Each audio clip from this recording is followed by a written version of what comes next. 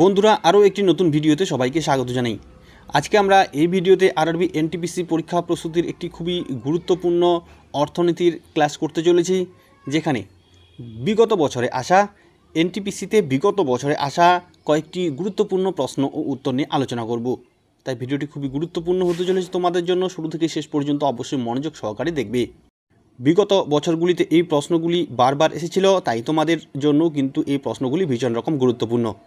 তো বন্ধুরা চলো আর কথা না বাড়ি আমরা ক্লাসটি শুরু করব।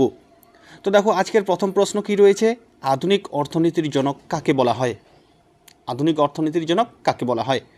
দেখো প্রশ্নে অপশন কী রয়েছে, Amartya Sen, John Maynard Keynes, Adam Smith, Manmohan Singh. এদের মধ্যে আধুনিক অর্থনীতির জনক কাকে বলা হয়? বলো তোমরা প্রথমে নিজেরাই চেষ্টা করবে। এই প্রশ্নের সঠিক উত্তরটি হবে অপশন সি, অ্যাডাম স্মিথ। আধুনিক অর্থনীতির জনক বলা হয় অ্যাডাম স্মিথকে। চলো তৃতীয় প্রশ্নটি কী রয়েছে দেখে নিই। ভারতীয় অর্থনীতি হলো কমান্ড অর্থনীতি, মিশ্র অর্থনীতি, ঐতিহ্যগত অর্থনীতি, বাজার অর্থনীতি। তাহলে ভারতীয় অর্থনীতি কিরূপ প্রকৃতির? বলো এখানে কোন অপশনটি সঠিক হবে? এই প্রশ্নের সঠিক উত্তরটি হবে অপশন বি, মিশ্র অর্থনীতি। ভারতীয় অর্থনীতির প্রকৃতি হলো মিশ্র অর্থনীতি। অপশন বি হবে সঠিক উত্তর। এবারের প্রশ্ন, মানুষকে সম্পদ হিসেবে ব্যবহার না করা গেলে স্বাভাবিকভাবেই তারা ড্যাশ হিসেবে অর্থনীতিতে পরিগণিত হয়। তাহলে মানুষকে সম্পদ হিসেবে যদি ব্যবহার করা না যায়, তাহলে স্বাভাবিকভাবেই তারা কী হিসেবে অর্থনীতিতে পরিগণিত হবে? অপশনগুলি হলো একটি দায়, একটি সম্পদ, অপরিহার্য, গুরুত্বপূর্ণ। তাহলে এখানে কোন অপশনটি সঠিক হবে? মানুষকে সম্পদ হিসেবে ব্যবহার করা না গেলে তারা কী হিসেবে অর্থনীতিতে পরিগণিত হয়? বন্ধুরা এই প্রশ্নের সঠিক উত্তরটি হবে অপশন এ, একটি দায়। মানুষকে সম্পদ হিসেবে ব্যবহার করা না গেলে স্বাভাবিকভাবেই তারা অর্থনীতিতে একটি দায় হিসেবে পরিগণিত হয়। নেক্সট প্রশ্ন দেখো, নিচের কোন ধরনের অর্থনীতিতে উৎপাদনের ফ্যাক্টরগুলো ব্যক্তিগত মালিকানাধীন? তাহলে কোন ধরনের অর্থনীতিতে উৎপাদনের যে ফ্যাক্টরগুলো থাকে সেগুলো ব্যক্তিগত মালিকানাধীন হয়? সমাজতান্ত্রিক, কমিউনিস্ট, মিশ্র না পুঁজিবাদী অর্থনীতি? কোন অপশনটি সঠিক হবে? এই প্রশ্নের সঠিক উত্তরটি হবে অপশন ডি, পুঁজিবাদী অর্থনীতি। পুঁজিবাদী অর্থনীতিতে উৎপাদনের ফ্যাক্টরিগুলো ব্যক্তিগত মালিকানাধীন হয়। চলো নেক্সট কোশ্চেন দেখি কি রয়েছে। ভারতের প্রথম পঞ্চবার্ষিকী পরিকল্পনা কবে চালু হয়? খুবই গুরুত্বপূর্ণ প্রশ্ন, তোমাদের পঞ্চবার্ষিকী পরিকল্পনা থেকে কিন্তু প্রশ্ন কমন পাবেই।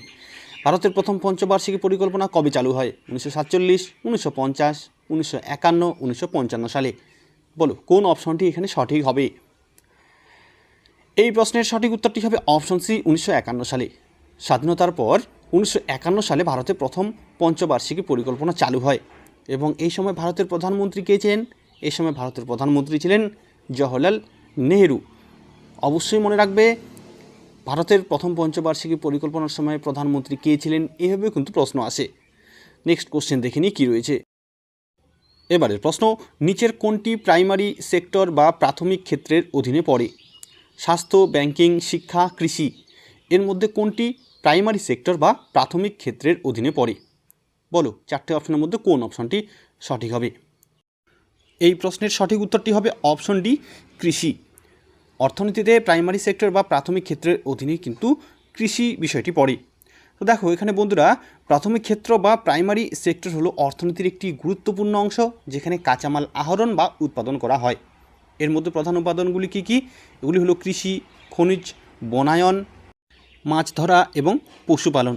তাহলে এই বিষয়গুলো কিন্তু প্রাইমারি সেক্টর বা প্রাথমিক ক্ষেত্রের অধীনে পড়ে। এই বিষয়গুলিও কিন্তু মনে রাখবে। চলো পরের প্রশ্ন দেখি। নিচের কোনটি অসংগঠিত ক্ষেত্রের উদাহরণ? নিচের কোনটি অসংগঠিত ক্ষেত্রের উদাহরণ? ব্যাংক, কৃষিকাজ, পুলিশ, সরকারি চাকরি। কোন অপশনটি সঠিক হবে? বলো নিজেরাই প্রথমে চেষ্টা করো। এই প্রশ্নের সঠিক উত্তরটি হবে অপশন বি, কৃষিকাজ। কৃষিকাজ হলো একটি অসংগঠিত ক্ষেত্রের উদাহরণ, বাকিগুলো কিন্তু সংগঠিত ক্ষেত্রের উদাহরণ। এবারের প্রশ্ন, ভারতীয় অর্থনীতি অনুসারে নিচের কোনটি সেকেন্ডারি সেক্টরের অধীনে পড়ে? এখানে নিচের হবে। তাহলে অর্থনীতি অনুসারে নিচের কোনটি সেকেন্ডারি সেক্টরের অধীনে পড়ে? স্বাস্থ্য, শিল্প, ব্যাংকিং, কৃষি। কোন অপশনটি সঠিক হবে? এই প্রশ্নের সঠিক উত্তরটি হবে অপশন বি, শিল্প। ভারতীয় অর্থনীতিতে সেকেন্ডারি সেক্টরের অধীনে পড়ে শিল্প। এছাড়াও বন্ধুরা, সেকেন্ডারি সেক্টর বা দ্বিতীয় বর্গের ক্ষেত্রের অধীনে যে সমস্ত বিষয়গুলো পড়ে সেগুলো কিন্তু তোমাদের মনে রাখতে হবে। দেখো বন্ধুরা, ভারতের সেকেন্ডারি সেক্টর বা দ্বিতীয় বর্গের ক্ষেত্র প্রধানত টেক্সটাইল, অটোমোবাইল, রাসায়নিক, এছাড়াও ফার্মাসিউটিক্যাল, ইলেকট্রনিক্স যন্ত্রপাতি এবং ইস্পাত উৎপাদনের মতো উৎপাদন শিল্প দ্বারা চালিত হয়। তাহলে এই সমস্ত বিষয় কিন্তু তোমাদের মনে রাখতে হবে, কারণ প্রশ্নে কিন্তু যে কোনো বিষয় এখানে অপশনে দেওয়া থাকতে পারে। চলো নেক্সট প্রশ্ন দেখে নিই কী রয়েছে। ভারতের জাতীয় আয় গণনার প্রথম প্রয়াস করেছিলেন VK আরভি রাও, দাদাভাই নৌরোজি, SD টেন্ডুলকর, প্রশান্ত চন্দ্র মহালনবিশ। তাহলে ভারতের জাতীয় আয় গণনার প্রথম প্রয়াস কে করেছিলেন? বলো, এই প্রশ্নের সঠিক উত্তর কোনটি হবে? এই প্রশ্নের সঠিক উত্তরটি হবে অপশন বি, দাদাভাই নৌরোজি। ভারতের জাতীয় আয় গণনার প্রথম প্রয়াস করেছিলেন দাদাভাই নৌরোজি। অপশন বি হবে সঠিক উত্তর। পরের প্রশ্ন দেখো। অর্থনীতির আকার পরিমাপের জন্য সবচেয়ে বহুল ব্যবহৃত পরিমাপ পদ্ধতি কোনটি? অর্থনীতির সাইজ বা আকার পরিমাপের জন্য বহুল ব্যবহৃত পরিমাপ পদ্ধতি কোনটি? বলো, জিডিপি, জিএনপি, এনডিপি, এনএনপি, কোন অপশনটি সঠিক হবে? এই প্রশ্নের সঠিক উত্তরটি হবে অপশন এ, জিডিপি বা গ্রস ডোমেস্টিক প্রোডাক্ট। অর্থনীতির আকারের পরিমাপের জন্য সবচেয়ে বহুল ব্যবহৃত পদ্ধতিটি হলো জিডিপি। এর সম্পূর্ণ নামও তোমরা মনে রাখবে, গ্রস ডোমেস্টিক প্রোডাক্ট। এরপরে GNP, gross net product, NDP, net domestic product, NNP, nation net product. এগুলির কিন্তু ফুল ফর্ম অবশ্যই তোমরা মনে রাখবে। নেক্সট কোশ্চেন দেখো। এবারের প্রশ্ন, নিম্নলিখিত সেক্টরগুলির মধ্যে কোনটি ভারতের জিডিপিতে সবচেয়ে বেশি অবদান রাখে? প্রাথমিক সেক্টর, অসংগঠিত sector, tertiary sector, secondary sector, কোন সেক্টরটি ভারতের জিডিপিতে সবচেয়ে বেশি অবদান রাখে? এই প্রশ্নের সঠিক উত্তরটি হবে অপশন সি, টার্সিয়ারি সেক্টর বা পরিষেবা ক্ষেত্র। পরিষেবা ক্ষেত্র বা টার্সিয়ারি সেক্টর ভারতের জিডিপিতে সবচেয়ে বেশি অবদান রাখে। ভারতের জিডিপিতে টার্সিয়ারি সেক্টর বা পরিষেবা ক্ষেত্রের অবদান হলো 60%। ঠিক আছে, চলো পরের প্রশ্নটি দেখো। এবারের প্রশ্ন, ভারতের জাতীয় আয় গণনা করে কেন্দ্রীয় পরিসংখ্যান সংস্থা, সেন্ট্রাল স্ট্যাটিস্টিক্যাল অর্গানাইজেশন, নীতি আয়োগ, অর্থ মন্ত্রণালয়, জাতীয় নমুনা জরিপ অফিস বা ন্যাশনাল স্যাম্পল সার্ভে অফিস। কোন অপশনটি সঠিক হবে? ভারতের জাতীয় আয় গণনা করে কোন সংস্থা? এই প্রশ্নের সঠিক উত্তরটি হবে অপশন এ, কেন্দ্রীয় পরিসংখ্যান সংস্থা বা সেন্ট্রাল স্ট্যাটিস্টিক্যাল অর্গানাইজেশন। ভারতের জাতীয় আয় গণনা করে কেন্দ্রীয় পরিসংখ্যান সংস্থা বা সেন্ট্রাল স্ট্যাটিস্টিক্যাল অর্গানাইজেশন। এবারের প্রশ্ন, যখন আমরা একটি দেশের মোট জনসংখ্যা দ্বারা এনএনপি অর্থাৎ নেট জাতীয় পণ্য ভাগ করি তখন ড্যাশ পাই। তাহলে যখন আমরা একটি দেশের মোট জনসংখ্যা দ্বারা এনএনপি নেট জাতীয় পণ্যকে ভাগ করি তখন আমরা কি পাই? মাথাপিছু আয়, সম্পদ বৃদ্ধি, মোট জাতীয় পণ্য, বাহ্যিক বিভক্ত। কোন অপশনটি সঠিক হবে? এখানে অপশন এ, মাথাপিছু আয় হবে সঠিক উত্তর। একটি দেশের মোট জনসংখ্যা দ্বারা এনএনপি যখন ভাগ করি তখন আমরা মাথাপিছু আয় পাই। এবারের প্রশ্ন, ভারতে প্ল্যানিং কমিশনের বদলে গঠিত হয়েছে কোন সংস্থা? আঞ্চলিক পর্ষদ, Niti Aayog, energy and resources institute, security and exchange board of India. কোন অপশনটি সঠিক হবে? প্ল্যানিং কমিশনের বদলে গঠিত হয়েছে কোন সংস্থা? এই প্রশ্নের সঠিক উত্তরটি হবে অপশন বি, নীতি আয়োগ। ভারতে প্ল্যানিং কমিশনের বদলে গঠিত হয়েছে নীতি আয়োগ। এরপরের প্রশ্ন, পরিকল্পনা কমিশনের প্রথম চেয়ারম্যান কে ছিলেন? Vallabhbhai Patel, JB Kripalani, doctor Rajendra Prasad, Jawaharlal Nehru. কোন অপশনটি সঠিক হবে? পরিকল্পনা কমিশনের প্রথম চেয়ারম্যান কে ছিলেন? এই প্রশ্নের সঠিক উত্তরটি হবে অপশন ডি, জওহরলাল নেহেরু। ভারতে পরিকল্পনা কমিশনের প্রথম চেয়ারম্যান ছিলেন ভারতের প্রথম প্রধানমন্ত্রী জওহরলাল নেহেরু। অপশন ডি হবে সঠিক উত্তর। নেক্সট কোশ্চেন দেখো। প্রথম পঞ্চবার্ষিকী পরিকল্পনা কোন মডেলের উপর ভিত্তি করে গড়ে উঠেছিল? এখানে 4টে অপশন রয়েছে, এর মধ্যে কোন অপশনটি সঠিক হবে? বলো, কোন অপশনটি সঠিক হবে? এই প্রশ্নের সঠিক উত্তরটি হবে option C, Harrod Domar model. ভারতের প্রথম পঞ্চবার্ষিকী পরিকল্পনা যেটি 1951 সালে গঠিত হয়েছিল সেটি হ্যারড ডোমার মডেলের উপর ভিত্তি করে গড়ে উঠেছিল। অপশন সি হবে সঠিক উত্তর। পরের প্রশ্ন দেখে নিই। ভারতের প্রথম পঞ্চবার্ষিকী পরিকল্পনার মূল লক্ষ্য কী ছিল? ভারতের প্রথম যে পঞ্চবার্ষিকী পরিকল্পনা তার মূল লক্ষ্য কী ছিল? খুবই গুরুত্বপূর্ণ প্রশ্ন। বলো, এখানে কোন অপশনটি সঠিক হবে?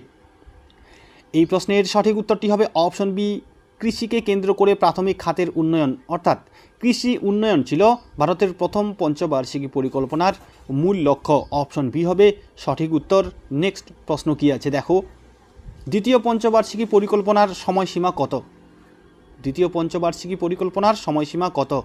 এখানে চারটে অপশনের মধ্যে কোন অপশনটি সঠিক হবে? এই প্রশ্নের সঠিক উত্তরটি হবে অপশন সি 1956 থেকে 1961। 1951 থেকে 1956 ছিল প্রথম পঞ্চবার্ষিকী পরিকল্পনার সময়কাল এবং 1956 থেকে 1961 ছিল দ্বিতীয় পঞ্চবার্ষিকীর সময়কাল। এবারের প্রশ্ন, দ্বিতীয় পঞ্চবার্ষিকী পরিকল্পনা কোন মডেলের উপর ভিত্তি করে গড়ে উঠেছিল? দেখো চারটে অপশনের মধ্যে কোন অপশনটি সঠিক হবে? প্রথম পঞ্চবার্ষিকী পরিকল্পনা হ্যারড ডোমার মডেলের উপর ভিত্তি করে গড়ে উঠেছিল।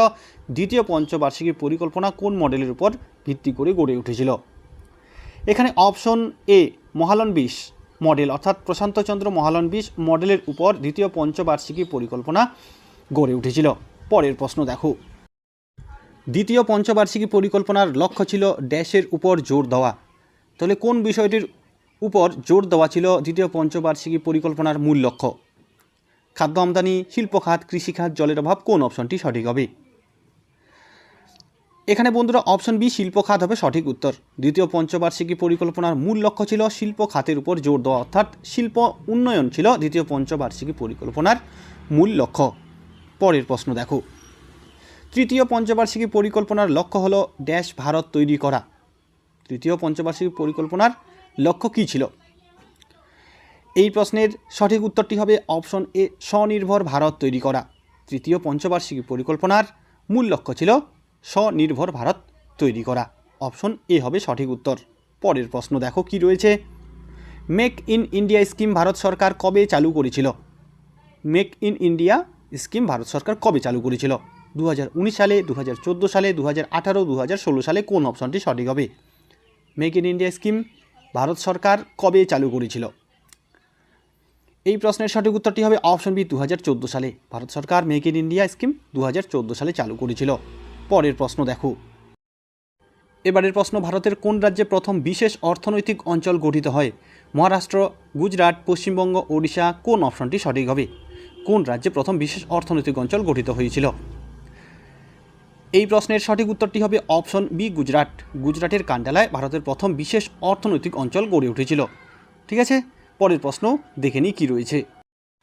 ভারতে কৃষির পরে কোন ক্ষেত্রে কর্মসংস্থান বেশি? রাসায়নিক, টেলিকমিউনিকেশন, খনন, টেক্সটাইল। ভারতে কৃষির পরে কোন ক্ষেত্রে কর্মসংস্থান বেশি? এই প্রশ্নের সঠিক উত্তরটি হবে অপশন ডি টেক্সটাইল। ভারতে কৃষির পরে টেক্সটাইল ক্ষেত্রে কর্মসংস্থান বেশি পরিমাণে রয়েছে। চলো পরের প্রশ্নটি কী রয়েছে দেখে নিই। ইলেকট্রনিকভাবে পণ্য কেনাবেচাকে কি বলা হয়? মাল্টিমিডিয়া, ই কমার্স, অর্থ নিয়ন্ত্রণ, অর্থ। এই চারটে অপশনের মধ্যে কোন অপশনটি সঠিক হবে? ইলেকট্রনিকভাবে পণ্য কেনাবেচাকে কি বলা হয়? বন্ধুরা এই প্রশ্নের সঠিক উত্তরটি হবে অপশন বি ই কমার্স। ইলেকট্রনিকভাবে পণ্য কেনাবেচাকে বলা হয় ই কমার্স। অপশন বি হবে সঠিক উত্তর। নেক্সট কোশ্চেন দেখো, যে শিল্পে উৎপাদনকারীর ঘরে পণ্য উৎপন্ন বা উৎপাদিত হয় তাকে বলে বৃহৎ শিল্প, কুটির শিল্প, দ্বিতীয় পর্যায়ের শিল্প নাকি বৌদ্ধিক শিল্প? তাহলে কোন অপশনটি সঠিক হবে? যে শিল্পে উৎপাদনকারীর ঘরে পণ্য উৎপন্ন হয় তাকে কি বলে? বন্ধুরা এই প্রশ্নের সঠিক উত্তরটি হবে অপশন বি কুটির শিল্প। যে শিল্পে উৎপাদনকারীর ঘরে পণ্য উৎপন্ন বা উৎপাদিত হয় তাকে বলা হয় কুটির শিল্প। অপশন বি হবে সঠিক উত্তর। নেক্সট প্রশ্ন চলো দেখে নিই কী রয়েছে। এবারের প্রশ্ন, অর্থনীতিতে বাজেট উদ্বৃত্ত বলতে কি বোঝায়? অর্থনীতিতে বাজেট উদ্বৃত্ত বলতে কি বোঝায়? চারটে অপশন রয়েছে, কোনটি সঠিক হবে? এখানে বন্ধুরা অপশন সি, যখন সংগৃহীত রাজস্ব প্রয়োজনীয় ব্যয়কে ছাড়িয়ে যায় তখন তাকে অর্থনীতিতে বাজেট উদ্বৃত্ত বলা হয়। যখন সংগৃহীত রাজস্ব প্রয়োজনীয় ব্যয়কে ছাড়িয়ে যায় তখন তাকে বলা হয় বাজেট উদ্বৃত্ত। অপশন সি হবে সঠিক উত্তর। পরের প্রশ্ন দেখে নিই কী রয়েছে। নিচের কোনটি প্রত্যক্ষ করের উদাহরণ? কাস্টম ডিউটি, আবগারি কর, ব্যক্তিগত আয়কর, জিএসটি, কোন অপশনটি সঠিক হবে? নিচের কোনটি প্রত্যক্ষ করের উদাহরণ? এই প্রশ্নের সঠিক উত্তরটি হবে অপশন সি ব্যক্তিগত আয়কর। ব্যক্তিগত আয়কর হলো প্রত্যক্ষ করের উদাহরণ। অপশন সি হবে সঠিক উত্তর। তাহলে বন্ধুরা আজকে আমরা এই ভিডিওতে অর্থনীতির বেশ কিছু গুরুত্বপূর্ণ প্রশ্ন নিয়ে আলোচনা করলাম। এগুলি বিগত আরআরবি এনটিপিসি পরীক্ষায় এসেছিল, তাই তোমাদের আরআরবি এনটিপিসি 2025 জন্য ভীষণ রকম গুরুত্বপূর্ণ। যদি ভিডিওটি ভালো লাগে অবশ্যই লাইক, কমেন্ট ও শেয়ার করবে। আজকে এ পর্যন্তই, ধন্যবাদ।